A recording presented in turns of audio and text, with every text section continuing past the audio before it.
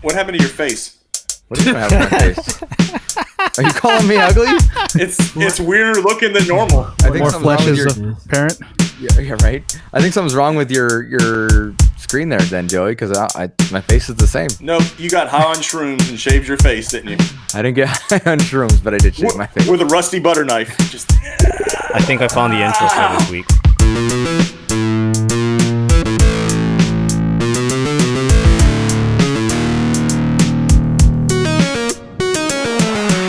Welcome everybody to episode 33 of the Four Dorksmen podcast. I'm Nate, aka Angry Nate. I'm your favorite tree. Collector Clint. And this is Ryan, Asian Tony Stark. And we have a fifth with us today. Corgi Kohmander.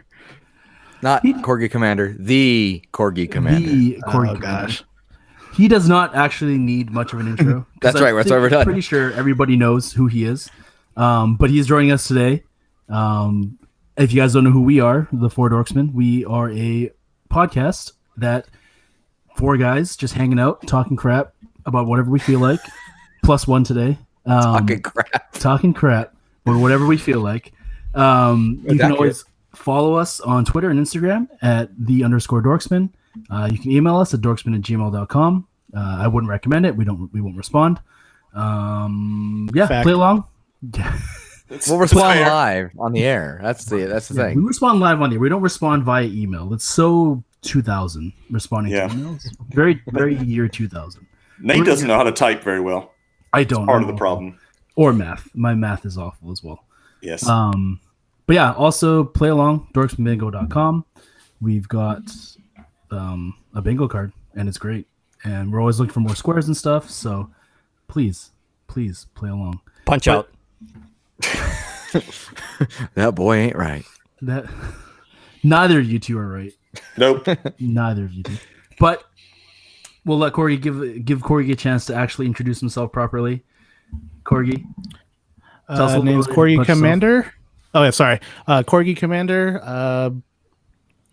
You guys all keep saying that I'm well known. I just attended a lot of cons and talked to everyone and made good friends. And that's all how it kind of happened.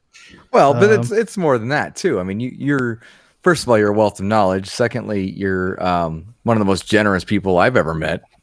And to go along with that, you're just fun to be around. So if you haven't met Corgi, you need to. I think I'll add to that. He's also a very genuine guy. Before everything else, before the generosity and all of that, he's a genuine guy. So if you guys don't know him yet, if you see him at the con, wave hi. Better yet, have a conversation. Quite handsome too. I agree. I do say so myself. Yeah. Unlike Clint. We actually called him Handsome Joey on the pre-party. Clint's less handsome today. He is. Yeah. What's going on with your face, man? Less rugged. He shaved off his soup catcher. It's just all gone. That's soup strainer. My cookie does Ava recognize you? Ava does. In fact, she got really excited when I did it. She's like, "Your mustache is gone," and she likes to film my face. It's fairly funny, but it's a good thing she didn't get scared and didn't know who you were. Right. Well, the first couple times I've actually shaved everything off. I made sure she was in the room so she could see the process happening. So yeah, didn't turn around the corner and who's this guy holding me? Get out of here, kind of thing. Wait, did you shave everything off, Clint? So what are we doing next, Nate? Yeah. So thank you, Corgi, for joining us today. We're going to quickly run through our Ask the Dorksmen questions for this week, and then we'll jump into some con talk, actually, which is the main reason why we brought Corgi in today. Con expert, lots of knowledge and things to share with us and share with everybody. So we really wanted to get him in here and chat with us before we kick off our con season with Emerald City Comic Con happening in a couple of weeks. Hopefully we'll see a bunch of people there. When you listen to this, it'll be that week. That's true. This will be the week of Emerald City Comic Con. Emerald City Coronavirus Con, I believe, is the new name that they're going with. For legal reasons, they had to change it. So it's Raccoon City Comic Con now. Is that what it is? It might be. It's a little bit of that. You know, it's funny. That's a good leeway. Yeah. To our first Ask the Dorksmen question this week from at Night Bodega, our good friend Manny. Hello, Manny. Who always asks amazing questions. About scary 90%, questions. Yeah, 90% of them are scary. like inappropriate, even for an 18+ podcast. But we love reading them. But he did ask a good one. So he wants to know, how do you think the coronavirus will affect the cons, and will you all stop going to cons because of this? That's a very topical question, Manny. Thank you. Couldn't have been more topical. We should probably let Corgi go last, since he'll probably have the best take on everything. But all I know is, all I know is, just in general, you have to be conscious at cons of spreading any kind of germs and disease and stuff. So, I think it's just, maybe trying to be more vigilant than you were already. But it's not stopping me. I'm still going. I still plan on going to San Diego in the summer as well. I just think you have to be careful, just like you are at any other point in time when it comes to being in areas with large amounts of people who maybe don't have the same kind of hygiene you do, maybe don't wash their hands like they should, don't cover up when they sneeze and cough, that kind of stuff. So that's just my 2 cents. It's good 2 cents. I'll mimic that. I think you brought up a good point. Like, there's so many people that come home with the quote unquote con crud, whatever that actually is. The cold is it. Hell, it could be the flu, it could be anything. It's just any illness you get at a con, and that's because you really have to make sure you're taking care of yourself at a con, regardless of the coronavirus. That makes me thirsty every time I say it. But you got to make sure you're washing your hands, because other people don't. Maybe be a little excessive. Maybe get some wipes and wipe stuff down if you're going to eat. I know we do that kind of stuff with Ava now, so that parenthood instinct kicks in me. And get some sleep, take some airborne or an emergency. A good sit, I'm sure, would be. I know Corgi would agree with me on that one. Yep. You got to take care of yourself regardless. So I'm with Joey. It's right now, at least, not going to stop me from anything. And I know there's people that are freaking out. I know there's the media freaking out at certain points, but it hasn't stopped me yet. And it's not planning to. It's not going to stop me either. Well, it stopped me from going to Japan. So, changing we'll segue into it here, since this is the week of the con and everything. But surprise everybody, I'm no longer going to Japan. I will be in the city for Emerald City Comic Con. I probably won't be there more than just one day. So if you see me around, definitely say hi. It would be nice. To be honest, this would be the first time since San Diego, before we even started the podcast, that the four of us will be together. Yep. So that'll actually be a really awesome thing. But definitely won't stop me. I'm going to mirror what both Joey and Clinton said. Make sure you're washing your hands. I'll take it one step further. I always carry wet wipes on me, especially when I'm traveling anywhere, whether it's con, travel anywhere. I feel it works better than hand sanitizer, because you can actually wipe off your hands, and it's not gonna. I don't like the feel of the sanitizer on my hands after it dries. It feels grimy. It doesn't feel clean. So that's one of my big things I would recommend. Well, it depends what you use. I think there's different hand sanitizers out there. I would agree with you. Perel, absolutely. Yeah. I gotta look up what my wife gets. She gets this really good stuff. It's or they have the just alcohol-based spray ones, so it's not really the liquid. Looks like Trader Joe's has gel. it. Yeah, I think that actually works better than the gel, but that's just I me. agree. And I don't think the foam ones leave that same kind of ones residue or don't. whatever that you're talking about behind. Yeah. I like getting the Germex with the aloe in it. That seems to be a little bit better as far as that, and not drying out your skin and stuff like that. So it moisturizes and protects. Yep. Double threat there. Keep the hands How about soft. you, Corgi? What are you thinking here? I took a poll Thursday, and a few hundred people have replied to it, and about half are still going to go regardless. Yeah. I like that you have a few hundred, but nobody knows who you are. Yeah. You have to just use the right hashtags. Oh, is that it? No, okay. But we're not the target people that are going to be really influenced by it. It's going to be the older people and people who aren't going to go are people who have taken care of family members who are immunodeficient. So it's going to be just like con crud. You just need to be careful. Don't touch your face. Don't touch your eyes and your mouth. You can do that hand sanitizer all the time, but people just will go in there and start rubbing their eye, and that's direct contact. Yep. So just be conscious of it all. I'm going to go to all the cons this year. I have travel up in June, and I'm not so much worried about contacting it in Europe. I'm worried about getting trapped in Europe and not being able to fly because they won't let me get on the plane. Right. So that's another worry that you have to worry about, being trapped in San Diego or Seattle because you are on the no-fly list. Trapped in San Diego sounds horrible. Could be worse places to be trapped. Oh, absolutely. Yeah, I think for me it's the same deal. Like, just be smart about it. Do whatever you can. Take the proper precautions. Yeah. Get enough rest. Like, kind of do all the things that you would normally do to take care of yourself. And I mean, the rest is honestly, it's at some point it's uncontrollable, right? Like, it could really just be, you could have caught it before you went to the con, because it's like 14 days for possibly before it shows symptoms, right? So you could have caught it at home on the way to work, like the week before you went to the con, and then it just kicked in when you're at the con or something, right? So there's really no foolproof way, I think, to prevent it. Just be smart about it.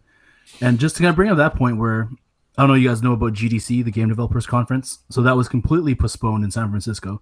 Like, companies started pulling out earlier this week. Like, a lot of big companies like Sony pulled out, EA pulled out, Microsoft pulled out. So then it actually forced GDC to be like, we can't do this. So in the back of my mind, I'm thinking like, that was just with a few cases in San Francisco. I'm like, what's happening in Seattle right now? Like, they just had a death today in Kirkland, pretty close to Seattle, from coronavirus. Sure, the guy was had underlying health issues, and that's really sad and all. But do you guys think that's gonna stop them from pushing forward in a couple of weeks? Do you think? I don't think so. I think what the public, in all seriousness, guys, just need to be a little bit more educated. Yeah. It's not the end of the world. If you're a fairly healthy individual, you probably won't catch more than a common cold from it. And to be clear, a coronavirus is pretty standard. It's COVID-19, which is the one that's going around the world and causing all the scare. That's the icky one. But your common run-of-the-mill cold, it's a quote-unquote coronavirus. Right. Just do a little self-education about it. If you are going to Emerald City, there is a page dedicated strictly to the coronavirus and action you could take. So make sure you review that before you take off. Good tip. Pro tip, Clint. Pro tip from Clint. All right. So on to something a little bit less serious. Our second question this week comes from Steph, _Steffel. If the Dorksmen were stranded on a little island in the middle of the Pacific. Which one? Which island? My island or another island? Your island. Okay. Well, your island, but with like no people. So maybe another island. So is it just me, or is it me and Wilson? Let me finish. Clearly nobody caught that joke, but whatever. There's more to the question. There's more to the question. I know. If the Dorks were stranded on a little island in the middle of the Pacific and had to resort to cannibalism, what condiment would you use to mask the taste of your co-hosts? And she's not hungry anymore, for the record. Ranch all the way. Yes. Ranch covers up anything that's like just poor tasting flavor, whether you get some bad wings or just vegetables. I mean, I can eat vegetables. Like, okay, so we go back to the Super Bowl episode, and I said, you don't bring a veggie platter. I would take the ranch, and if that's all they had to eat was veggies, then I would have to have ranch. So if I had to just consume one of y'all, if I had to consume you, I would have to have some ranch. Clint? Ranch the sauce. I was thinking hot sauce or buffalo sauce personally. You know that saying for what is it, Frank's hot sauce? I put that shit on everything. That includes people. New slogan for them. That's right. Shoot him an email. Are you their marketing director, Clint? Yeah. I didn't last long. They already got fired. You might not last too long. Nate, how about you? I'll let you go before I go. I think for me, I would definitely I don't like spicy food, but like if I'm eating a person, I'm just going as the spiciest, hottest hot sauce that I can find, just to mask that taste. Just my mouth's numb, I can't taste anything.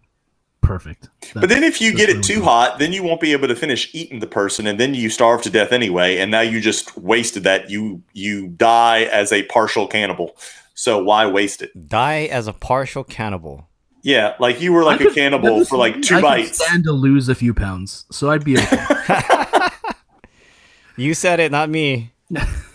Ryan, what about you? I feel like it would be blasphemy for me to not say this, so I'm going to say soy sauce. With your ice cream? No. Your human ice cream? Soy sauce with your human ice cream. So making ice cream out of you? I thought he was talking about like the milk from a human. Wow. Wow. Yeah. Wow. Corgi, I've got nipples, fucker. Can you milk me? Jeez. I thought about it long and hard. I read that one, and to go along with the pineapple thing, I have to say teriyaki sauce. That's a good mix. Sweet. said. Yeah, Yeah. it's a little bit sweet. Yeah. Human meat's supposed to taste like chicken, so you got chicken, pineapple, and teriyaki sauce. So There's a line in Futurama that says the only reason we don't eat people is because it tastes lousy, and that might help it. All right, well, how about this, Corgi? Pop quiz for you. Who would be the first on your plate? That's what Gary Angry Nate. asks. Yeah. Hesitation. Wow. Didn't Why? even have to think about it. He just knew. why? Clint and Joey look too stringy. I've heard that before. And Ryan is. I need more than a couple bites.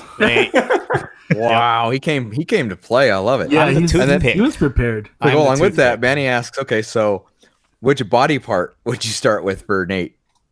Oh man. Body part. It has to be tender, so it'll probably be like lower back. No. What about the ribs? The ribs. Yeah, Save those for that's a last. little- yeah. Ah. A tasty part. No Why don't you rump take roast, like a huh? leg? Because there's a lot of meat there. So like you could like probably, It'd take longer to cook. that's true. That's true. Plain and Tougher Yeah, small. meat. depends how much you're starving. Yeah. You probably have to be pretty starving to resort to cannibalism, I think, right? Yeah. Yeah. You want to Yeah. eat pretty fast. I We're don't gonna, know. we're I'm gonna have to do thinking- like. Sorry, Joey. Please go ahead. Yeah, I'm thinking like 4 or 5 hours at the most, and then I'm all in.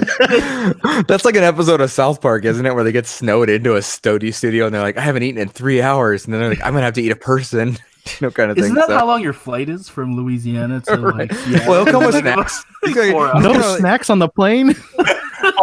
I do have a layover in Dallas, so that'll help. Oh, okay. He's gonna So bring that's- like he's gonna bring 4 Popeye spicy sandwiches, so he'll be okay Oh yeah, he'll be fine. Yeah, dude, bring some sandwiches. for everybody else. When you get to the airport, I know if you're going. Are you going to Fort Worth? Is that Yeah. where you're stopping? Yeah. There's a wing stop there too. Bring me some wing stop. I like that airport. I'll make Okay, a deal I'll- with you, Love good Joey. food. Bring me a Popeye sandwich from your part of the world, and I'll bring you some Yeah. spam musubi. I want to actually. Yeah. I would. I thought you actually wanted me to make this trade. Now you're just like cursing it to never happen. I actually would like to see what Popeyes tastes like there versus here, since you've said that before. But I understand you're also gonna have a lot of luggage as it is. So, I'll tell you what it tastes like by the time it gets to you cold. That's what it'll taste like. well, it might still taste good. It's just be cold. I've eaten cold chicken before. Anyway, Steph, thank you for the question. Gary and Manny, thank you for the addendums to the question. Please keep them all coming. Yes, we love your questions. We truly do. Please interact with us on Twitter. We expect some answers for these questions as well on Twitter. Once we'll tweet about it a little bit later. I would love to hear Manny's response for this question. Yeah, I think Yeah. getting Manny's response would be good for this This one. would be a good. I bet it's the butt. It's gonna be rump roast. It's like Alive, right? The movie Alive, where they Right. the Well, and I'd also Anyways. like to know who he would eat first. I feel like it's gonna be curious. me because I'm like I got the most meat on me, so I'm pretty sure. I know. Yeah, that's the thing. After they This hear is this, being and they hear, marbled. yeah, Corgi gave a well thought out and Yeah. smart answer. So I think it's universally accepted now. I Sorry, like how Nate. you said to yourself, Nate. Oh yeah, I'm well marbled. I'm like, oh. Wow. Kobe, that might It be is, a- Wow. it is what it title. is. We are dealing with facts here. This is as real as it gets. Anyway, moving on. Continuing on. So the reason why we do have Corgi on today is we want to talk con. So you guys have heard of the 10 Commandments. Shout out to God who created the 10 Shout out to Commandments. Yeah, You've heard of the 10 Crack Commandments. Shout out to Biggie Smalls for the 10 Crack Commandments. So today we want to run through the 10 Conmandments. Shout out to Joey for coming up with the name. Credit's Corgi came up with important. this list. There you go. I Credit was is waiting for somebody to say important. it. So we'll quickly run through the list of the 10 Conmandments, and we're gonna hit them one by one. Talk quickly about them and kind of provide some more insight as to why we feel that these 10 things are the most important things you need to consider when going to a convention.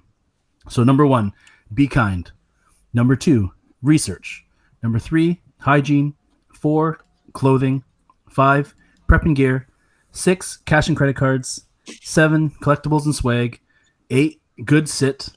9, nightlife. And 10, and possibly the most important one, an exit strategy. So, number 1, be kind. Pretty self-explanatory. You would think so.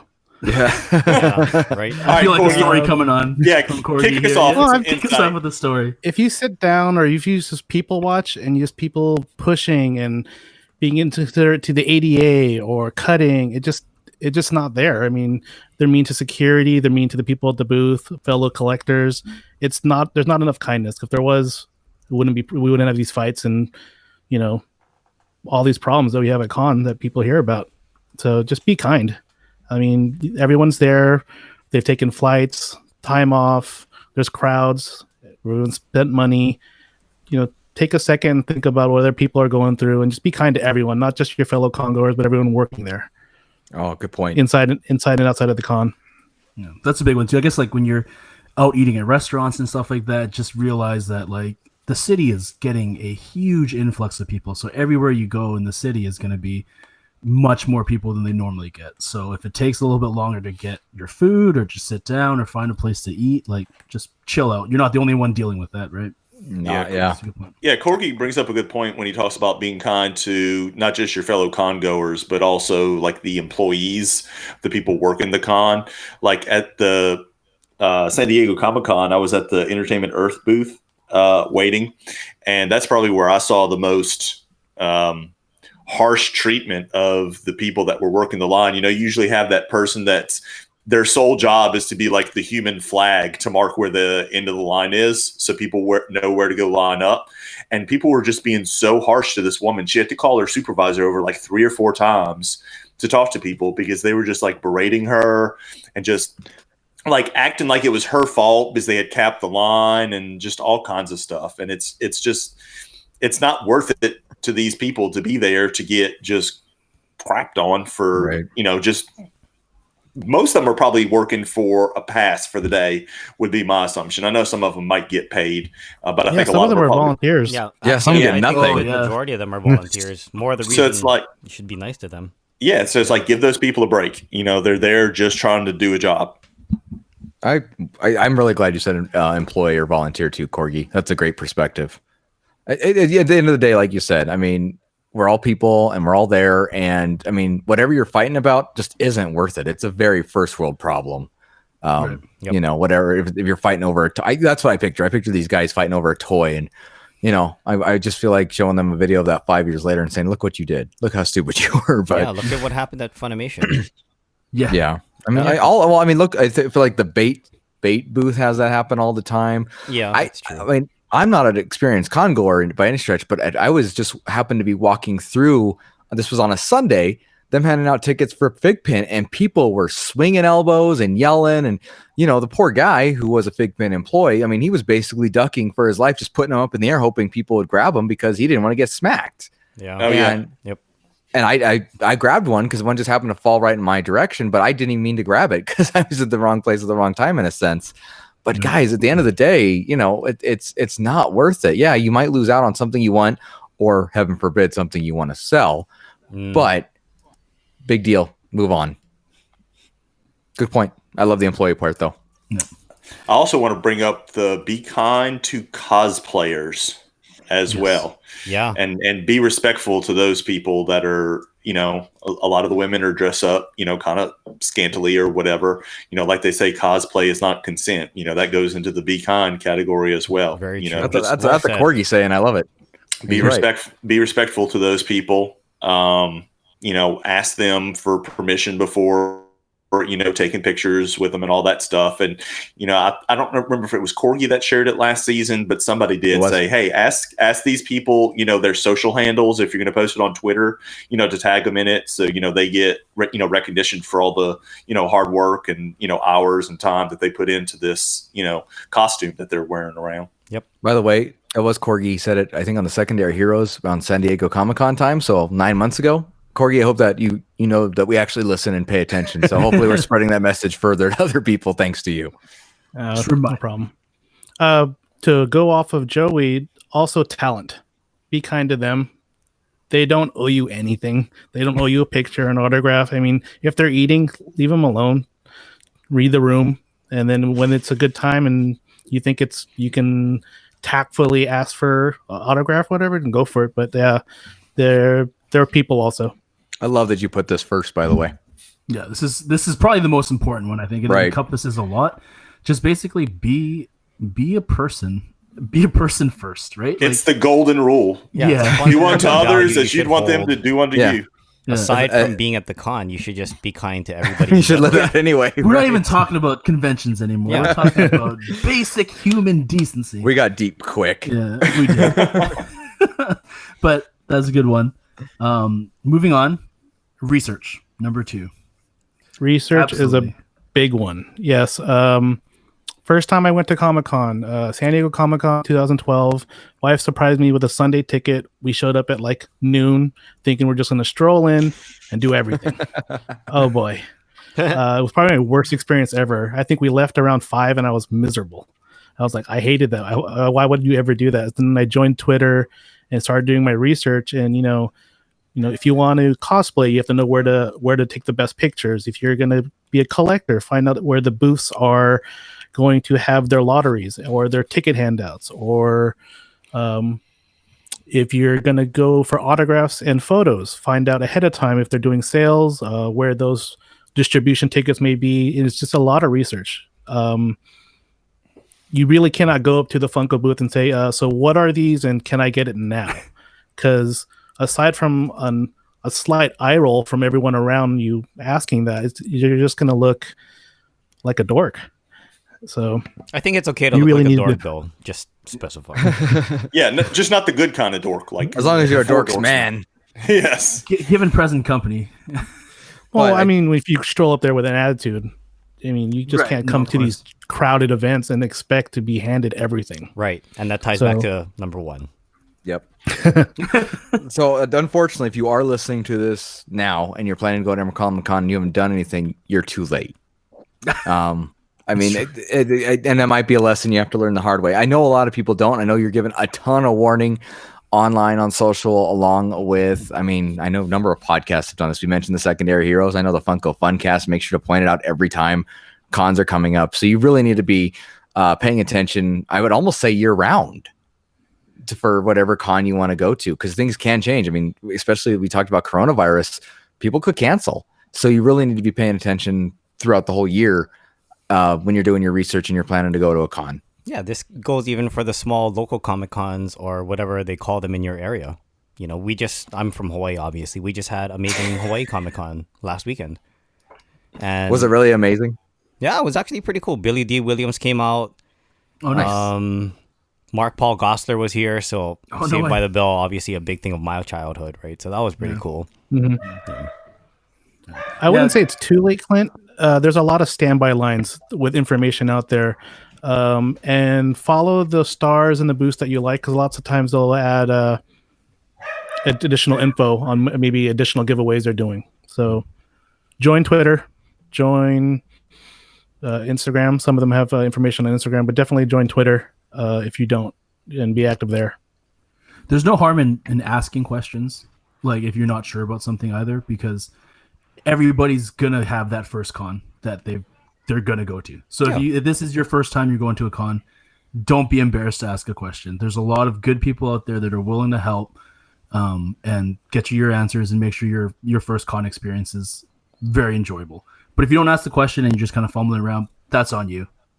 You know, do your research. Hey, Corgi, I'm so glad you're here to correct me and tell me the real thing. I need to learn more for myself. I'm being serious. I need to. Yeah, that's great. That's why you're here. We appreciate that. More kind, Clint. You know what? I knew that was pointed at me from the beginning, but it's still a good lesson. Yeah, no, excellent. Anything else to add on that, guys? Silence. No. Well, research. End of story. Yeah. Google it. You just wanted a bingo square. Right things. Yeah. Google is your friend. It really is. Google is a valuable tool. Up next, we've got hygiene. I know we've talked about this extensively. Deodorant is an absolute must, and showers. So real quick, I want to comment before Corgi does. Corgi does these amazing giveaways. That's why he's one of the most generous people you know. And I know San Diego is his big con. And he actually was giving out some really neat swag, but included in that swag was deodorant, because no matter who you are or what you think, it doesn't hurt to have some. So I know we've mentioned it on this podcast before, but Corgi's Corgi's making it happen. We really appreciate that. But that is, if that wasn't a hint to everybody, I don't know if they'll ever get it. So anyway, thank you for that. Control your stank. That's right. But go on. Sorry. Yeah, I would add breath mints or gum, especially if you're going to meet an icon of yours or friends you've never met in real life. You don't want to have dragon breath. You're putting it nicely. What if that's what you want? Right. So what if you're meeting a Dragon Ball Z voice actor? Or Benedict Cumberbatch who did Smog's voice. Hey there. Yeah. Hi, guys. Yeah, exactly. How are you? That one's short and sweet. I mean, you would think it's known, and it's also a cultural thing. I know you have some people coming from international, and they don't wear deodorant. So I mean, you can lead a horse to water, but you can't make it drink. You know. And this is just a general guideline. Cologne does not mask stank. So don't think that's the solution, because it's not. We need to start a change.org petition where they have, instead of like on top of the metal detectors, they have a deodorant check. Past the metal detectors. You've got through, you're good, you've got no weapons. Now let's check to make sure if you smell like an either asshole. that or you increase the ticket prices by $2 and give somebody deodorant when they walk through the door. Yeah, but that doesn't mean they're going to apply it, though. You know what, though? At that point, they've done everything they could. Through with their arms up in the air, and you get rolled. Like while they're swiping you with the wand, it's got deodorant on it, so they're rubbing deodorant on you while they're swiping you down. The wand is like actually they got deodorant on it, so they'll just apply it for you. 2 in 1. If you're already stinking, you put deodorant on it. It doesn't help. It has to be done after a shower. You know. Yeah. Which is another point. Please make sure to take time out of your busy con schedule to shower every day. Whether it's at night or in the morning, whatever, take 10, 15 minutes, jump in the shower, and do everybody a favor and deodorize yourself there first. It's just actually, some soap and taking water. more than one shower during the con season is actually kind of good, depending on what you do, or if your hotel is close enough, I should say, and you can do it. It's refreshing, it's invigorating. You know, it gives you a little bit more energy as well. And it keeps you clean. Yes, more importantly, minty protect fresh. yourself. So Minty fresh and so clean.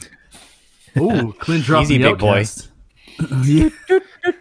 boy. Anyway, I'm sorry. Clint is definitely an outcast. We know that. Ouch. So was But it it's with a Alex K. you're eating earlier, or was So it? what is it now? Dingus 3000? All right. I think we just found the new episode name, Dingus. Dingus 3000. Dingus 3000. Thank you. But see, everyone's gonna read that and think you love me 3,000, so it's okay. Touche. they'll know the truth I have once no they get- I have no snarky comment back for that. So touche. That was well played. They'll understand it's not the case when they get through about halfway through the episode. Knowing you guys, they know it's not the case. Come on now. Let's move on, shall we? Yes. Number 4, clothing. This is a big one too, for sure. Yes, please don't go naked. That ruins my plan. Not quite sure that's what Corgi meant, but yeah, that's a good pro tip right there. So Ryan, are you coming in cosplay? Oh, I'm invisible. You can't see me. Yeah, don't do that. I'm trying to be Drax. If you're going to Emerald City, bring a rain jacket.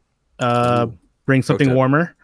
If you're going to like Arizona or San Diego in the summer, bring shorts and t-shirt and dress for the occasion. And know that it's an all-day thing. Always bring a light sweater, even if it's in a hot location, because those convention halls can be drafty. And you'll be sitting there sweating outside, go inside, and you'll be cold. So clothing, protect yourself from the sun. Bring hats. If you suffer from heat rash, bring like those cooling towels. Just like you're going to go to like Disneyland for 4 days. And what would you bring there? I mean, it's no different. Dress comfortably and warm or cool, depending on the location. And it's always good to bring a spare of everything that you need to wear. But it's especially important, I think, to bring 2 pairs of shoes, 2 very comfortable pairs of shoes, and to alternate them so that you don't develop blisters, because we know our shoes kind of fit our feet differently depending on the shoe. So it's always good to rotate them out every day. That usually helps cut down on that. And then I'll tell you, we went on a class trip to Disney World a couple of years ago. And I was glad that I had brought an extra pair of shoes because we got rained on so bad one day and couldn't get out of the rain quick enough. My shoes, even by the end of the day, because it never really got very sunny, were still soaking wet. So I had to put them for the day, like right in front of the air conditioner vent to let them blow on them to dry out. So it's a good thing I did have a second pair. I usually try to bring a spare of everything whenever I travel now for an extended amount of time, besides just like the obvious stuff, like, an extra pair of underwear and undershirt and socks and stuff, like extra pair of shoes. I've even started packing an extra watch just because I'm really anal about having a watch on. So just bring more than you think you need, but not too much to where you can't fit it all in your luggage. I don't wear eyeglasses anymore, but bring an extra pair of eyeglasses. Yeah, that's a lot of great call. Too. That's a good point. You just never know, right? Like you just truly never know. I will add on to this and I love that Joey brought up spares. That brings we're all bringing big suitcases because we want to bring stuff home. Clothing makes great padding for your collectibles as you travel wherever you're going. So really can add a buffer if you need it. It's what I did with my dirty clothes when I came back from San Diego. I had everything packed in either sorters or soft protectors for my pops, but then I lined the suitcase with clothes, just kind of, as like you said, kind of a buffer or a bumper to it. So practical use. With clothing too, again, it ties back to research. Make sure you know where you're going, know the time of the season that you're going, whether like you're going to Seattle in a couple of weeks. Maybe it's going to be really hot. You don't know. Global warming, shit like that. That's a hoax. It's a hoax, man. Come on. Do your research. By the way, I'm excited to wear my Funko jacket. I really haven't had a chance to wear it, so I will be wearing it a lot in Emerald City. I'm not like a real nameless for me who wore it in the line for Fun Days this last year. Mike. 2 years in a row. He did MC Dizzle. The year before, he did the same thing. I don't know how he did it. It was hot enough. Mike's a freak. This year, at least in 2019, we got to stand kind of in the shade, right? Like we were underneath behind the hotel. Yeah. That was such a great spot. 2018, we were around the corner where the sun was just just beating you down. So he had the jacket on that day too. So I hope how? Why? Well, also why, but how? Why is better than how in this case. Mike's not human. He doesn't sweat. Well, good on him. Good Maybe for Kylo. Short? Is it like a short person thing? Wow. Well, hot air rises, so we're going there now. Let's be clear. I sweat a cooler lot down there, out here right? in Hawaii. Right? And as you should, because it's hot as hell. Just hey, hot air rises, homie. Come on. Right? Joey, is it hotter up there? Really? If you want to poke fun at me, I'm going to ask Joey. Joey's like, my knees are cold, but my head is hot. Yeah. Okay. I think we've gone far enough off topic. Number 5, prep and gear. So part of the prep and clothing, Joey touched upon it. Break in those shoes. I have people that can bring in some fresh kicks. Don't do that. You'll be walking 5, 6, 7 miles a day. And on multi-con day, you'll be running a marathon at the end of the time. Yeah. Break in those shoes. For gear, if you're planning on waiting in a lot of lines, bring a chair of some sort and something to pass the time. A Switch, a book, an iPad, a tablet. And talking about electronics, bring charging equipment. So spare batteries. This one's a weird one, but bring an outlet, because a lot of hotels only have 1 or 2 ports. I mean, nicer ones and more modern ones have more places to charge stuff, but you have cameras, you have laptops, you have cell phones, you have your battery pack. They don't have enough outlets for everything. So it all really depends on what you're doing there as well. If you're a collector, bring your, Joey said it, your stackers and your whatnot. But yeah, for gear, I would say seat, a water bottle, a refillable water bottle. Amen. And Joey mentioned the filtered ones last week or 2 weeks ago. I got one of those for San Diego, and it came in very helpful. Go ahead and fill it up before the night is over. Put it in the hotel fridge. Got cold water the next morning. Love it. I have to give props to Corgi on this one, especially saying bring the surge protector or whatever you want to bring. I brought one that had USB plugs and multiple plugs, and it really came in handy. It's 2 outlets in the hotel room, and that they got lamps plugged in or the TV or whatever. And you can unplug some of that stuff, but some of it you can't. So if you can bring something to bring multiple plugs and even USB plugs, it's a win-win. Good call.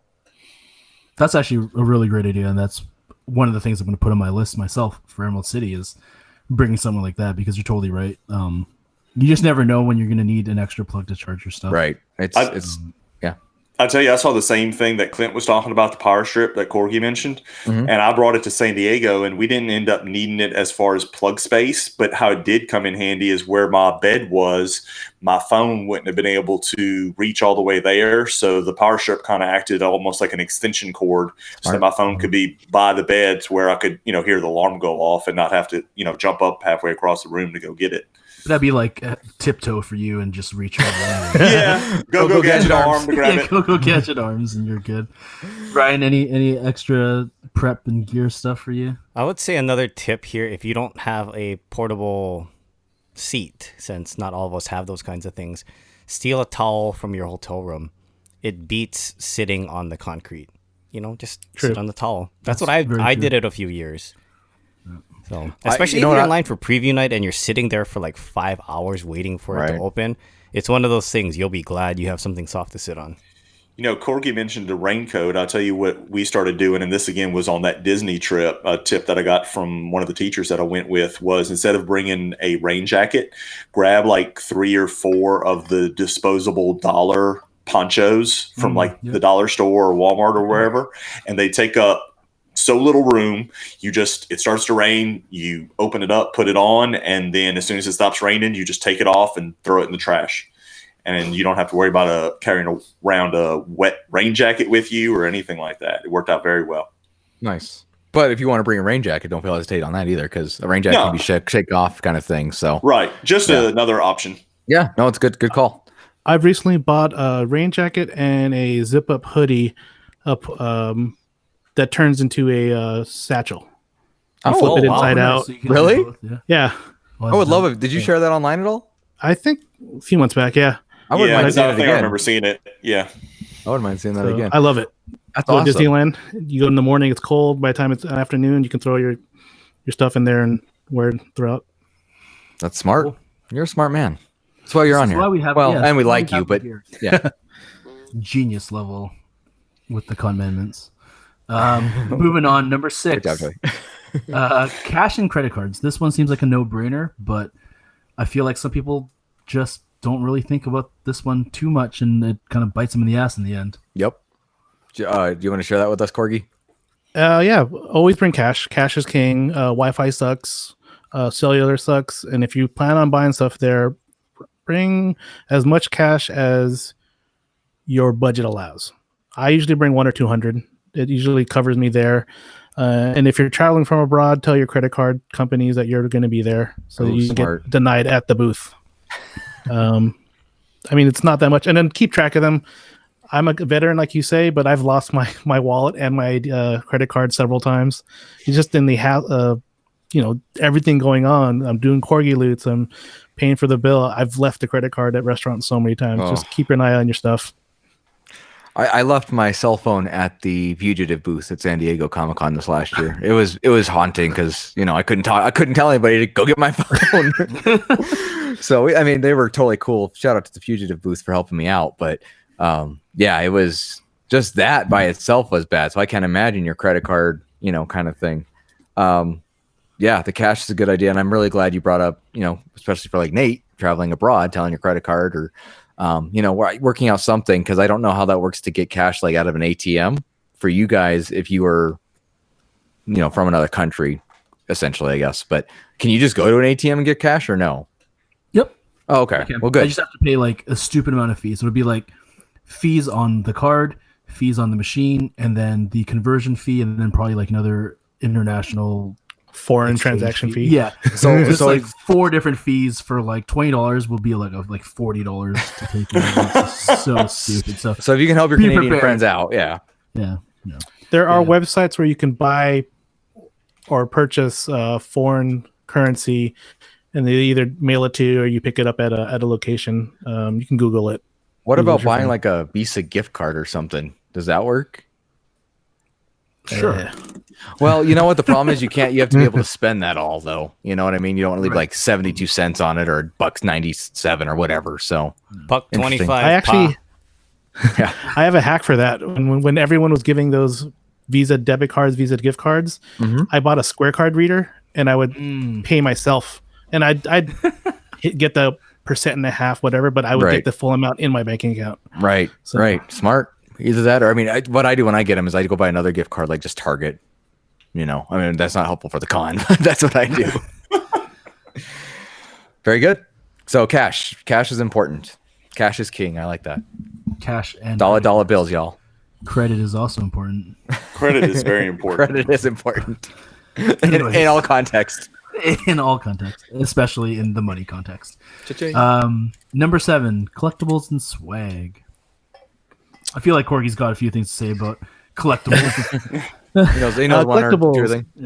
You're going to be spending a lot of money there if you're in the collector game, and even if you're not, and you find a bunch of stuff you like, you'll find it's a slippery slope, and you'll spend hundreds, if not thousands, on there, and they'll get you with the con exclusive stuff. But yeah, you're going to want to leave with that stuff, so get like a poster tube. A lot of the swag that you get at booths will be free posters or at panels.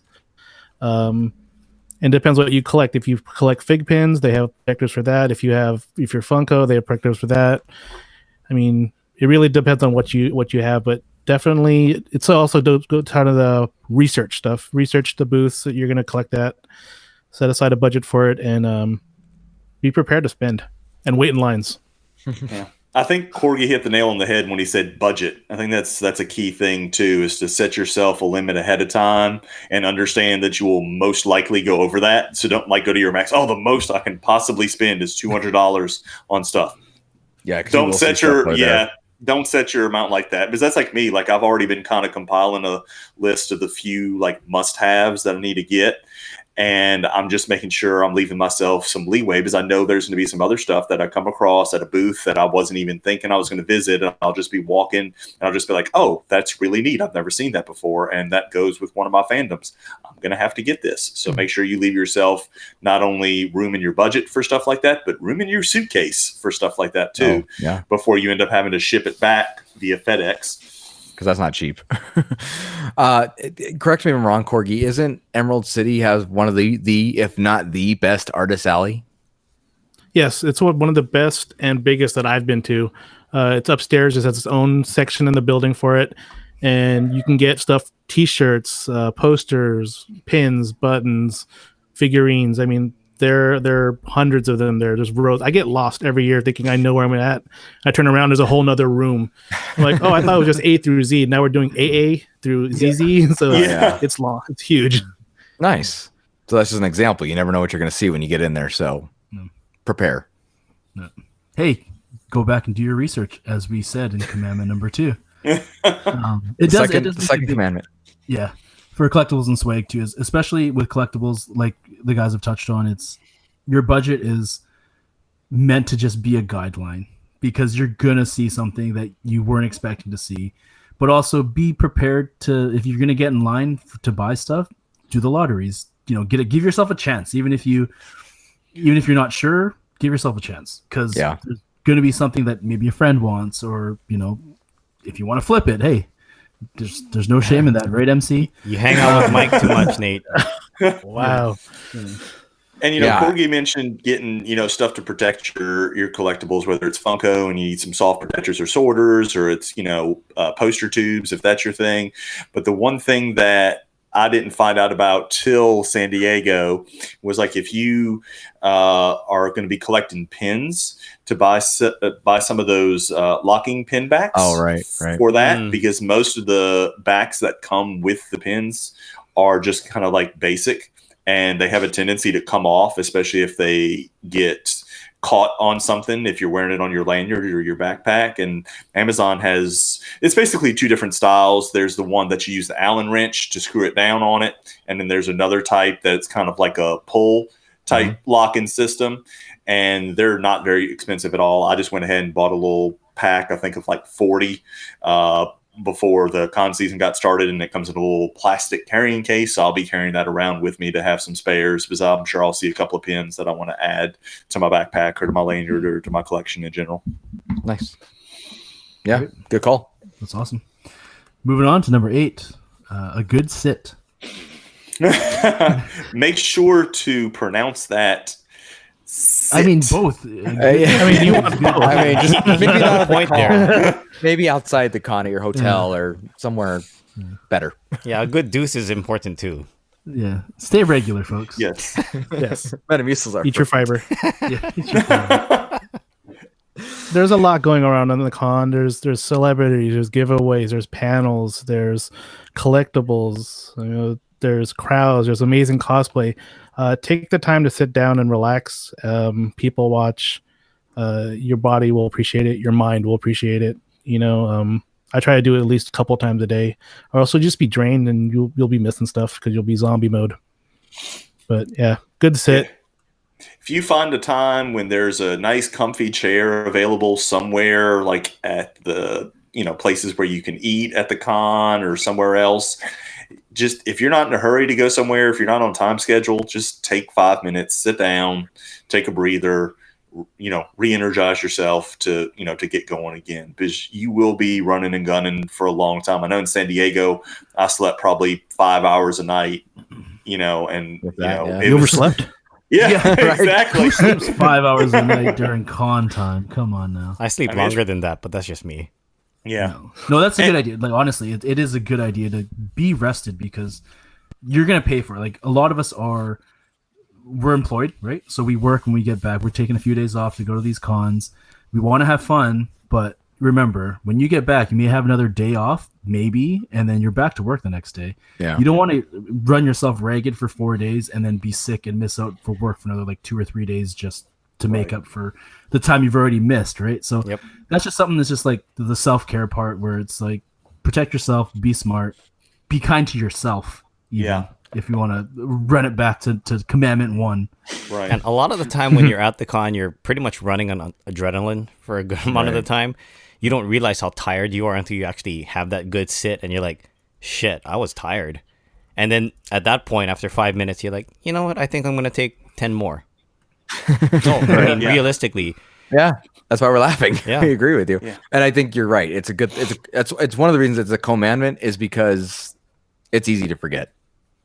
Just so many other things going on. And know your own personal limitations, like, because you might be hanging with friends that can run and gun for 20 hours, whereas you may not be able to make it past 12. Don't feel it necessary to push yourself. Go back to your hotel if it's close enough, or take an extended sit somewhere and just take an hour off if you need to, or like Ryan said, go back to your hotel if it's convenient, and go take a shower and refresh yourself that way. Just don't push yourself, because then by the end of the night, you're going to be worthless and not be able to enjoy yourself anymore. Yeah, and you might be out of commission the next day.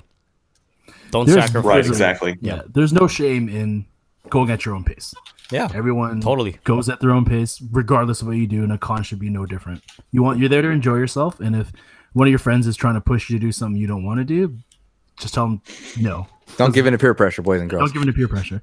You could have said it in a nicer way, Nate. Yeah, MC. We're not going to do that, MC. Yeah. You could have just told get us to rob a bank. Dang. That escalated quickly. Print out these 10 CONmandments and just tap the sign and be like, be number 1. Be kind. Don't peer pressure me into doing that, MC. Like how MC's name keeps getting in there. Yeah, he's been name dropped like 10 times this episode. All right, needs a square. Let's go on. Number 9, the nightlife. Depends on the con.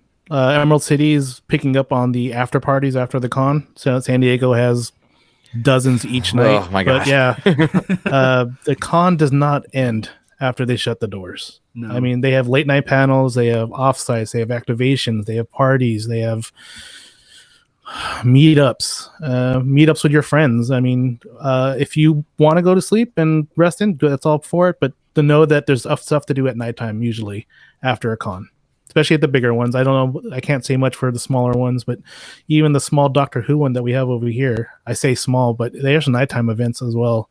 So yeah, do your research on that. And if you want to do that, a lot of them have giveaways and whatnot as well. and you're a collector, research that, and nightlife can be just as fun as the daytime activities. Absolutely. Even Denver Pop Culture Con has late night after party stuff. So absolutely agree. Couldn't have said it better myself. Yeah. So I mean, like for ECCC, I know there's a few things that some of us are doing. We've got the Tiny Ghost Party that I think most of us are attending. Shout out to the Coopers for putting that together. Yes. There's also the Fugitive Party that I know some of us are attending. I know some of our friends are going to Awesome Fest, Figpin's Awesome Fest. There's even before the con starts, just a party at Funko HQ. So there's definitely events happening. Do your research if you want to go. It's not mandatory. They are fun. There's lots of. I wouldn't go for the giveaways. That's one big thing I think people need to realize too, is that don't go to these events expecting to be given some kind of con exclusives or something that you can take home. Or anything in general. That's a big pro tip. Go for the experience. Go to hang out with your friends. Exactly. Mm-hmm. Anything that you might win or take away from the event is just an added bonus, right? Absolutely. Most of them, if you're paying something to come in, you usually get some sort of food item. So, think of it, I'm paying for dinner. Yeah. There you go. Nice and simple. Anything to add to that one, Joey? No. There's always something. But research in advance, like you said. But otherwise, yeah. Good stuff. And Joey said it a couple of. Go. No, Joey said it a couple episodes ago, and it goes back to nightlife and regular con. Print everything out. It's very important. Yes. Have a physical copy of everything. I do. I have all my tickets that I've got for ECCC just printed out in a little folder that I'm going to bring with me. You're going to laminate it and put some stickers, little tabs and everything. That'd be awesome. No, but I was going to say, depending on the size of the con, like let's say you're going to San Diego, for instance, probably the con of all cons, and you don't happen to get tickets or you just have ticket for one day, that's not the end of it. Like Corgi said, there's so much nightlife stuff and there's all these off-sites and whatnot that you can go to that aren't necessarily tied to the con that you don't have to have a con badge for. So just don't think that that's the end of it. So there's a lot of stuff outside of the con to keep you entertained, even if you don't have badges. Yeah. Awesome. And last but not least, our 10th CONmandment, exit strategy. Okay, it's the end of the con, and you have way too much stuff now. I pretty much guarantee it. Yeah. You can, as mentioned before, you can ship it back to yourself. If you have friends that are local, and they can probably ship it cheaper at the local post office. You can do the whole 2-bag and a bag within a bag trick and check in your luggage and then put all your clothes and whatnot in the smaller bag and all your collectibles in the bigger bag that was, inside it. But yeah, have an exit strategy for all the stuff you're going to have to take home. It's something that happens at the end when we're checking out the hotel, and I'll see people just sitting on the floor, Tetrising their stuff into their bags, and they're like, okay, they'll get like a Vaughn's bag and just put their dirty underwear in there because they can't fit it in the bag. Yeah. So it happens. It happens every year. That was definitely me. Behind. Yeah. You can buy new clothes when you get home.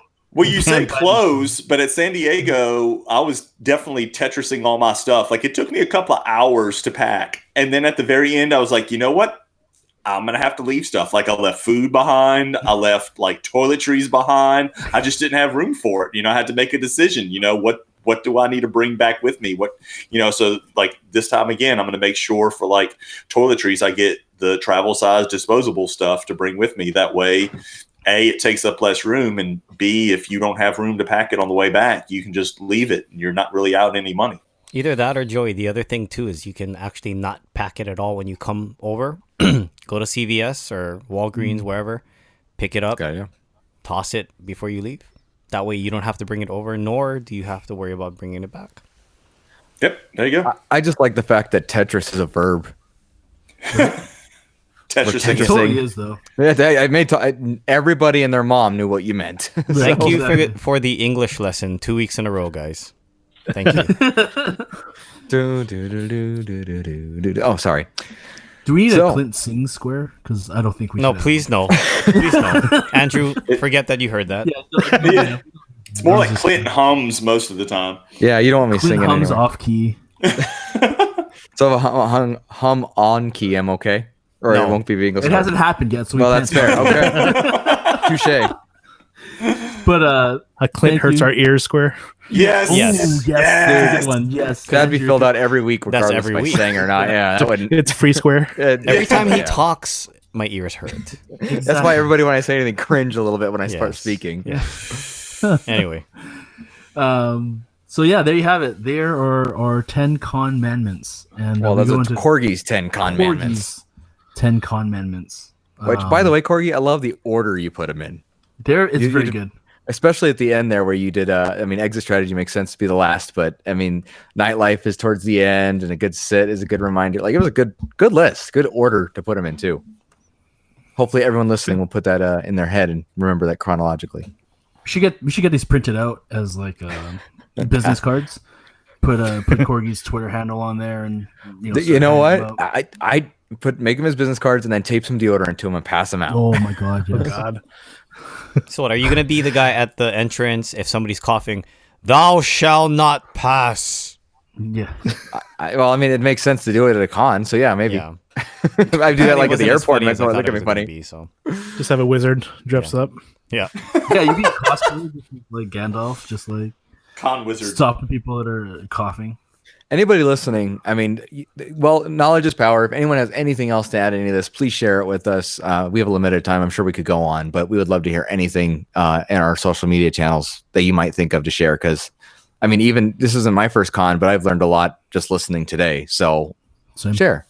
I'll tell you what, y'all might have seen me every now and then kind of duck off to the side. That's because I was making notes to myself as we were discussing things and as Corgi was bringing things up. Because even though I'm very meticulous and type A personality about planning, I still had stuff that I had to add to my notes after going through this episode. So hopefully it will help anybody who's listening, and bookmark this. If you're not going to ECCC, then you can listen to it whenever you go to Fan Expo Dallas, or when you go to San Diego Comic-Con or NYCC or any of the Wizard Cons. There's just so many conventions nowadays, and these rules apply to all those. Excellent. Hey, and number one CONmandment, just be kind. Please rewind. It doesn't even have to be a CONmandment. Just be kind in general. Yeah. Be better. No, you don't say that in this country.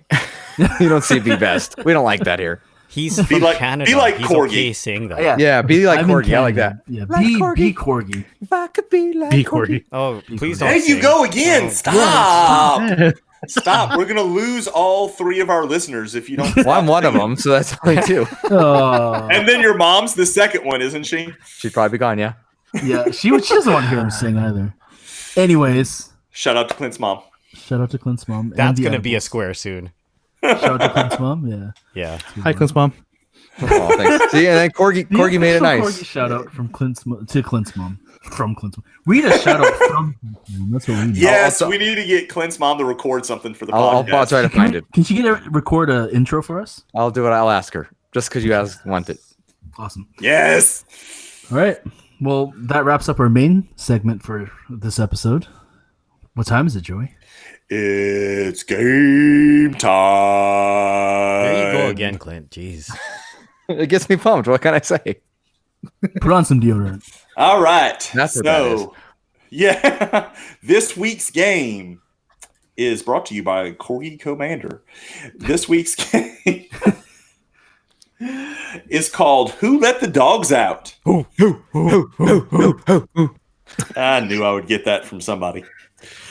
So here's what we're going to do. Everybody is going to start with 100 points, and you can bet your max, so as many points as you have at the time, but you do have to bet a minimum of 1 point before answering the questions. You'll pick a number 1 through 40 after you decide how many points you're going to bet. I'll read you a clue about a famous dog that you will have to identify. You get it wrong, you lose the points. You get it right, you win the points. And we'll try to hit 5 rounds. We'll see how long it takes us. Cool. Sounds so great. The order is Corgi, then Ryan, then Clint, then Nate. All right. Racism. Yep. That's how it is. I don't like Canadians. That's more of like a regionalist or a locationist. Is that a xenophobe? Is that what that would be? Maybe that's what it is. Anyway, please. So, Please continue. our guest of honor Mr. Corgi Kohmander, you can go first. Pick a number. All right. I will go with number 27, and I will wager 20 points. All right. Corgi's starting off big time with y'all, wagering 20 points. All right, here we go. Let me get to number 27.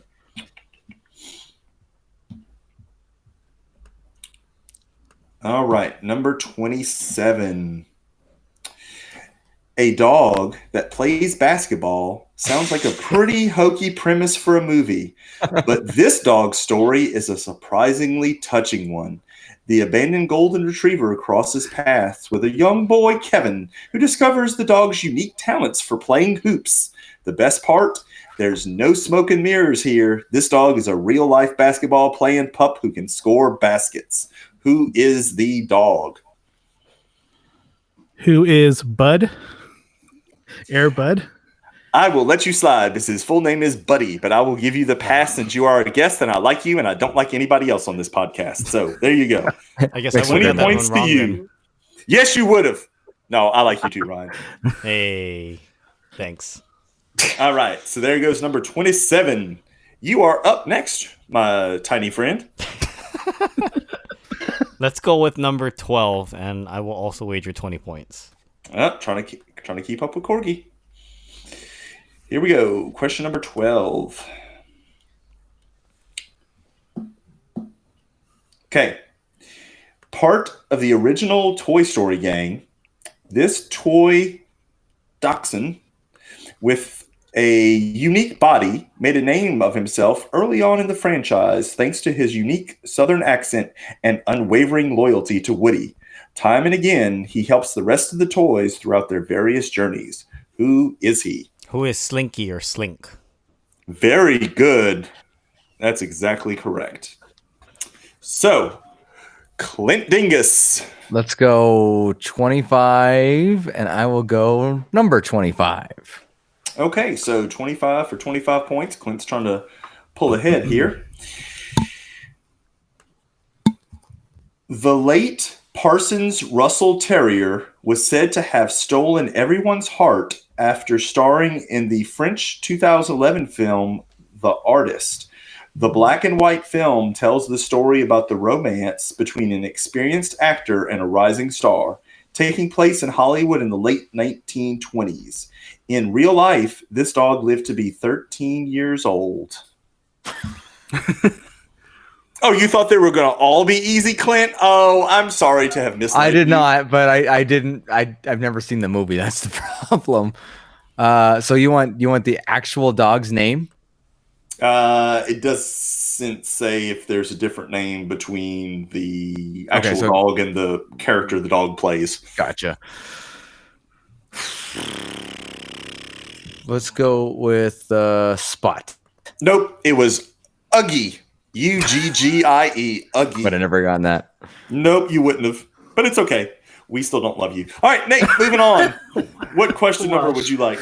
Savage today. Let's go with number 15. And Ryan, you picked 15 or 12, right? Yes, and I'm sorry, I didn't write down. What did Clint choose? Oh, we have 12, 15, 25, and 27. 25, thank you. I'm going to do 15, and I'm just only going to do 10 points because I don't know my fictional dogs. All right. This is actually 2, but I will give you credit if you know just one of them. Okay. So, more than 3 decades after Disney's animated movie first hit the screen, 101 Dalmatian fans everywhere were gifted with a live-action film full of polka-dotted pups. A fairy tale love romance of both humans and dogs unexpectedly turns sour after a former boss vows revenge using a litter of Dalmatians. What is the name of the mom and dad Dalmatian? Again, you just need to know one. Hand down, Corgi. What if I know none? Then you lose 10 points. Just guess. Screw it. Banner is not an acceptable answer. Fuck. Banner is always an acceptable answer, but it's might not necessarily get your points. Right. How about hot dog? Is Clint Dingus 3000.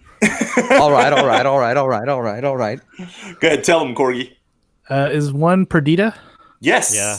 Perdita. And the other one is? It's slipping me right now. Carl. Coral. Pongo. Pongo. What kind of dog name is Perdita? Well, you got to remember, 101 Dalmatians was like 1952 or something like that. So after one round, Corgi and Ryan are tied with 120. Nate's in third place with 90, and Clint's in fourth place with 75. Craig. So, Corgi, kick us back off, brother. Let's go with 7. The Funcast number. Oh, yep. And let's go 13 points. 13 points. He's really math, stretching. I want you to know, if I would have said that, and- he would have yelled at me for 5 minutes straight. All right, here we go. Grab a box of tissues before you watch this classic dog movie. Released in 1957, the movie tells the story of a stray dog and a young boy who sees potential in him.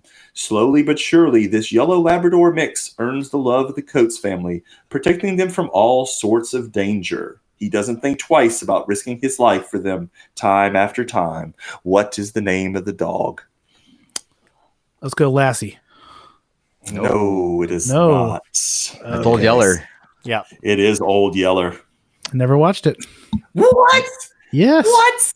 Well, the guy goes by Corgi Kohmander. Of course, he's not going to watch a movie where a dog has to get shot because it has rabies. Spoiler alert. Oh, spoiler alert. Whoa, what the hell? Well, I've never watched. I just said I didn't watch it. Oh, Good. man. Good. That's minus 50 points. It's actually a book. Yes, I'm marking that down right now. It's actually a book before it was a movie. So Clint is in last place with negative 1,200 points before he even plays another turn. What's funny is that's not my record. I have even less points in another game. So This is true. This is true. All right, Ryan, what number?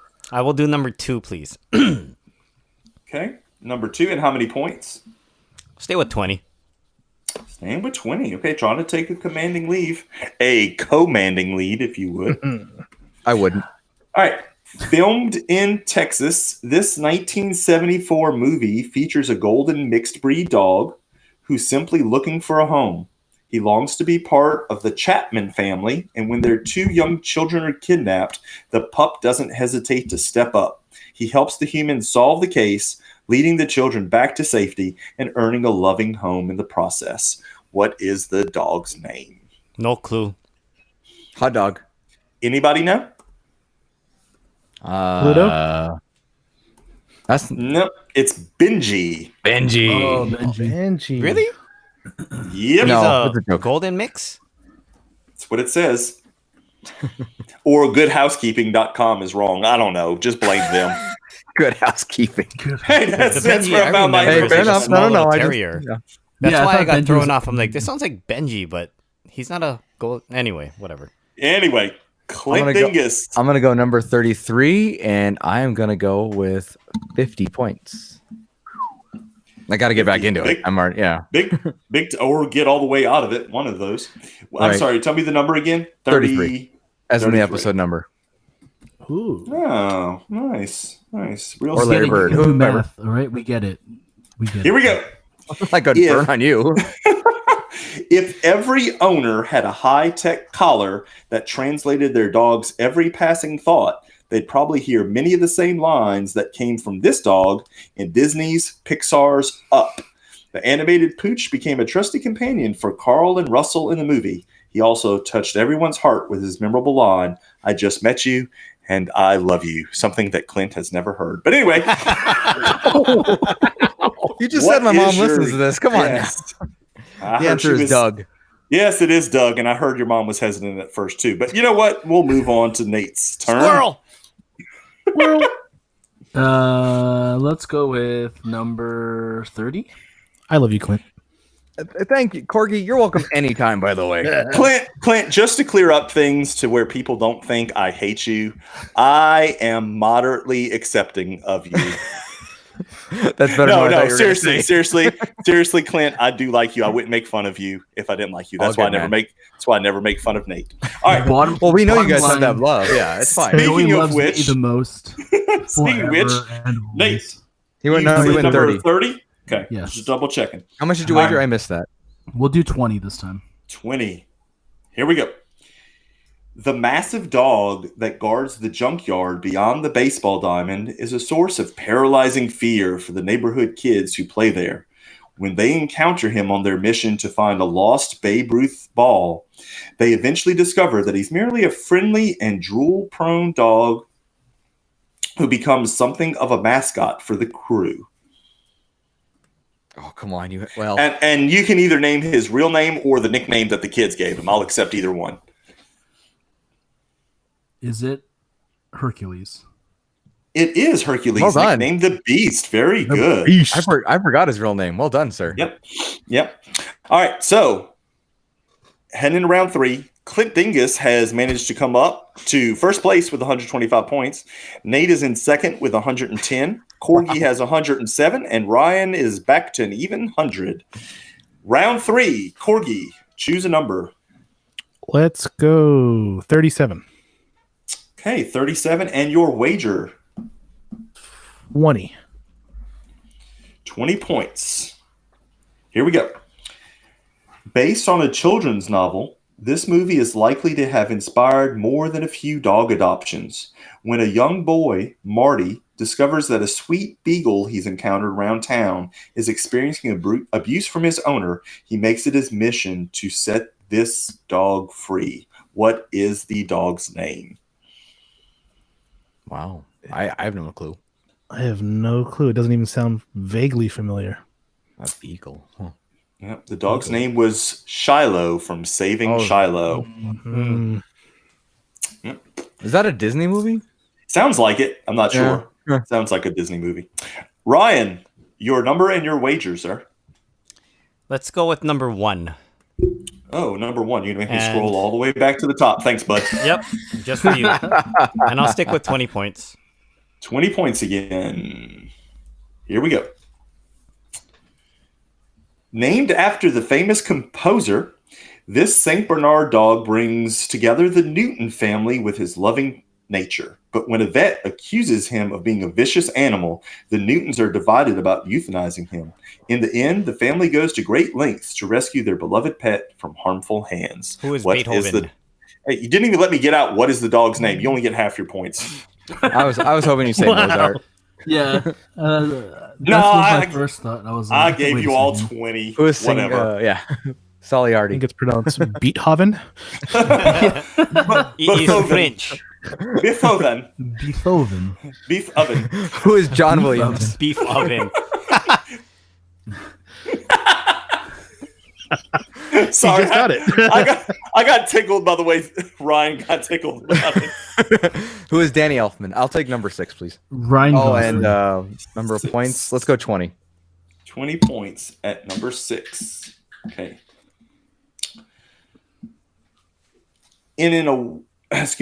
If an award exists for the best mom dog, it would go to this dog. This border collie adopts Babe the pig as her own, teaching him how to herd sheep as a way to prove himself to farmer Arthur Hoggett. When Babe has a rough time, this dog encourages him to keep trying, going against what her partner Rex thinks. What is the dog's name? Does anybody know? Okay, lots of head shakes. Good. Let's go with Sally. The name is Fly. Oh, duh. You're right. A dog named Fly. Why wouldn't you have thought of that one?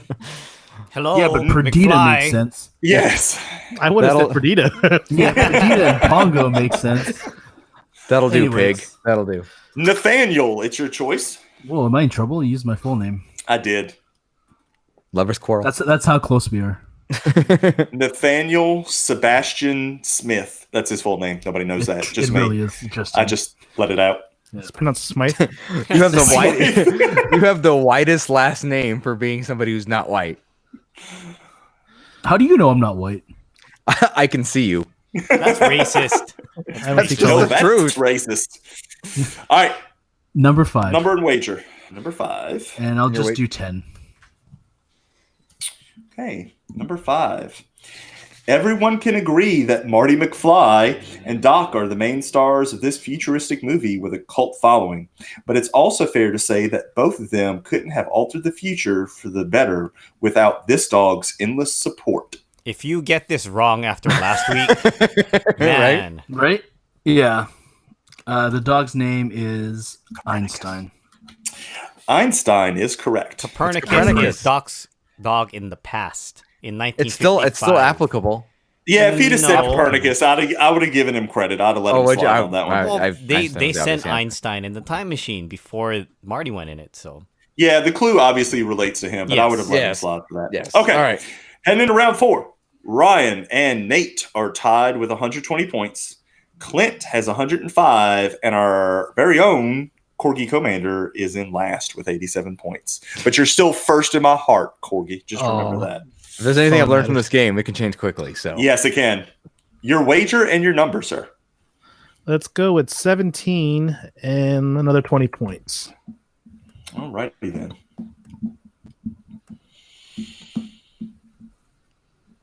All right. Your clue. Based on the successful Broadway musical, Annie, this story tells the story of a young orphan living in New York City, hoping that she'll be reunited with her parents. Early on in the film, she adopts a stray dog, and to say he's always there for her would be an understatement. What is this dog's name? Never Tomorrow. Andy. Yeah, I'm going to say Tomorrow. There's always I don't know. All right. Anybody know? Spot. I do not. The dog's name is Sandy. Okay, Ryan. Look, Ryan, Nate. You can stop. Ryan, Nate. Nothing is hot dog on the list. haven't said it today. That was all Nate. I was talking to Nate Ryan, whoever he's trying to be right now. He's trying to be Ryan Gosling, is what he's trying to be. He wishes he was Ryan Gosling. I kind of wish I was white, too. Then Quentin would be like, hey, you're white. Oh man! All right, Ryan. Your number and your wager. Boo on you, sir. Boo on you. And I apologize. I haven't been writing all the numbers down, but I got my dog in my lap. So 21, has that been chosen? It is not. Okay, 21. And the wager? 20 points. 20 points. Yes. All righty. Oh, here we go. You should have wagered more. Oh.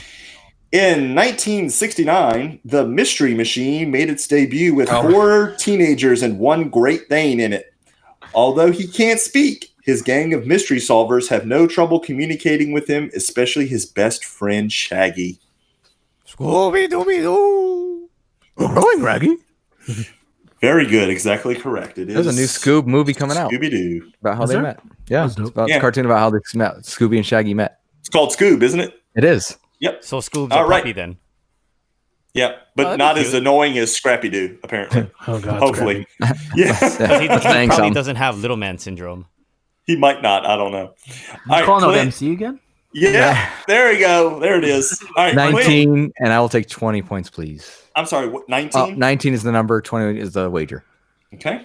Number 19. Don't let his appearance fool you. This dog is as loyal as they come. Throughout the Grinch's mischievous adventures, the sweet dog serves as the story's source of humor, always keeping an eye out for his master. I don't know this, but I know it. Is it Spot? No, it's not Nope. Spot. You've used that answer way too many times today. Is it Rex? No. Close. Can I say it's it? 3 letters and ends in an X. Yeah, he can't get it anymore. No, what is it? Max. Max. Fair enough. All right. Nate. Bosley would be very disappointed in me. Number 23. Mm-hmm. And I will go with 10 points. All righty. 10 points. This 2005 film brings together a group of people from all walks of life because of this dog. Young Opal adopts a stray Burger Picard at a local supermarket, naming him after the store. With the dog's help, Opal gets to know different individuals while coming to terms with the fact that her mother truly abandoned her and her father. What is the dog's name? You said 2005? Yep. Not being from America hurts you on this one. I don't know. The store name. I don't know America. That's me. Piggly Wiggly? I mean, Fred Meyer?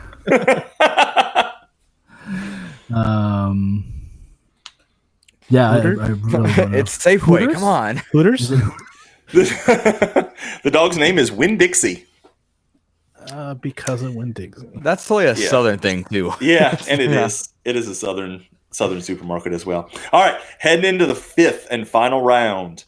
Ryan has taken sole possession of first place with 140 points. Nate is in second with 110. Clint has 85. And Corgi, you have 67. All right. If you're not first, you're last. So let's go 67 points. Damn. Yes. I like where Let's go number 3. Number 3. So he's going all in. I like it. I like it a lot. Too. He's not scared to take risks. Here we go. In this dog's adventure, he and his owner, 13-year-old Penny, are unlike any other.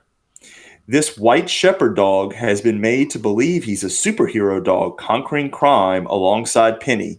And when she's quote-unquote kidnapped, he does the only thing he knows how to do, save her. It's Sheldon. I'm going to go with Bolt. Ding, ding, ding, ding. That is correct. Very good, sir. And you finished with 134 points. Let's see what happens with everybody else. Ryan, you can't just sit pretty because Nate's right on your heels. For the record, Corgi, I didn't know that. Well done. Number I was 4. thinking it was, anyway. Number 4, and I'll just stay consistent and stay with 20 points. Okay.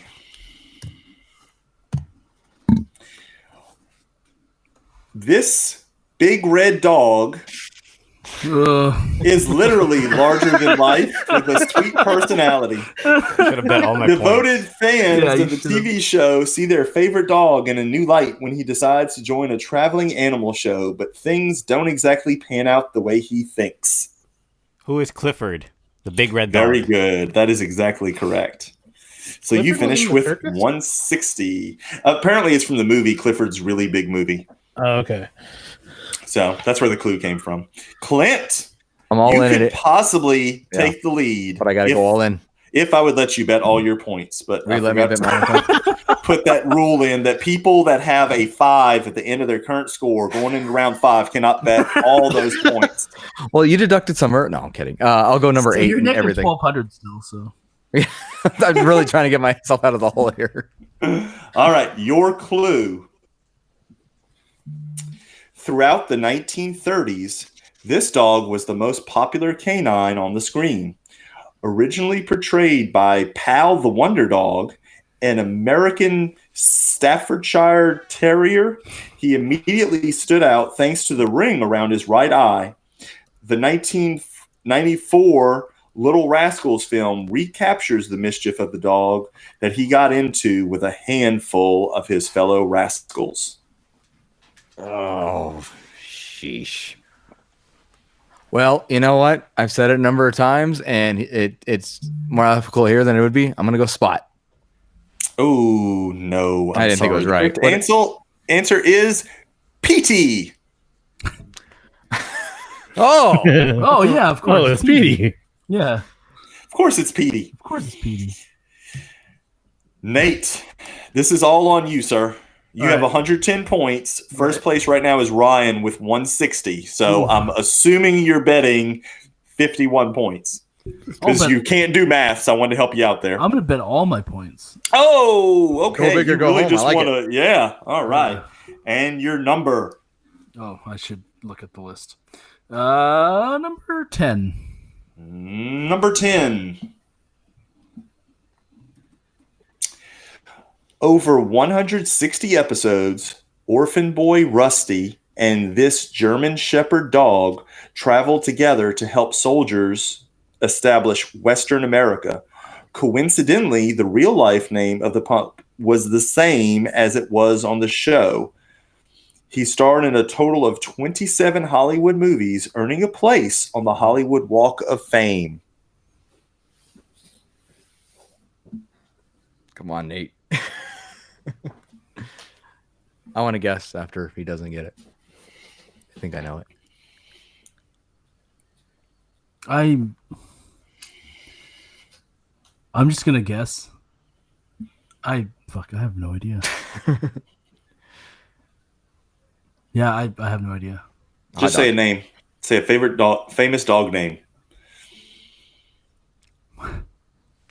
It's not Lassie. It's not Lassie. You're right. Is it Banner? Is his name Banner? Is it Rin Tin Tin? So this week's winner is Ryan with 160 points because the correct answer was Rin Tin Tin. Congratulations, Ryan, for winning Who Let the Dogs Out? Who? I guess I had good luck today because my dog's actually sitting in my lap. Yes, and even though it's not the right podcast for this, Corgi Kohmander is our secondary hero today, coming in second place. With our other two guys being in last with 0 points. Hey, at least I didn't lose. We tried. We held hands crossing the finish line last. Yeah, there you go. What kind of dog name is Rin Tin Tin? The best dog name, sir. The best. Besides Banner. Yeah. Hey, Bosley and I don't remember Ryan's dog's name now.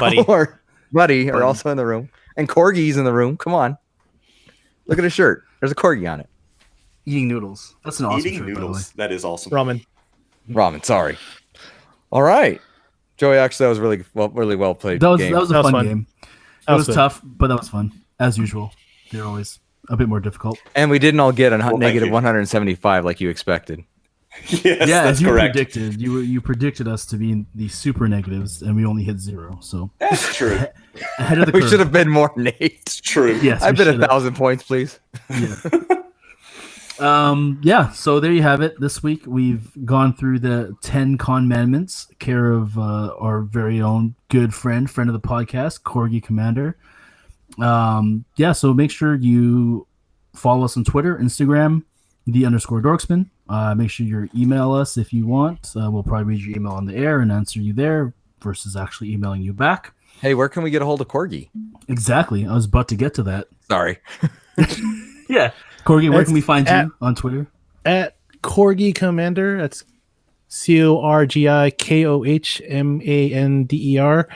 That's everywhere. Twitch, Mixer, Instagram, Facebook, Twitter. That's a delicious pun. I love it. Perfect. Yeah. Excellent. So, please, and it's in your best interest to follow him, especially if you're a con goer. But even if you're not, you should still follow him. Great content. It's top tier Twitter and Instagram content. With that, do you guys have anything else you want to add before we wrap this one up here? Corgi, you have a sign out? I do not. Well, you'll go last, so you have a chance to go last. give it a quick thought. And I mean, we're not picky. So if you want to say anything random or whatever, right, I got one. Love it. Okay, there you go. Perfect. All right. And I guess with that, episode 33, be kind, you fucking assholes. Yes, you took it from Joey. Good work. Wow. If you see welcome Nate, to our world, Joey. If you see Nate, give him a hug. That's my sign off. Word, homies. I'll see you at ECCC, hopefully. Be excellent to each other. Excellent. See, he's got it, not you. Noise.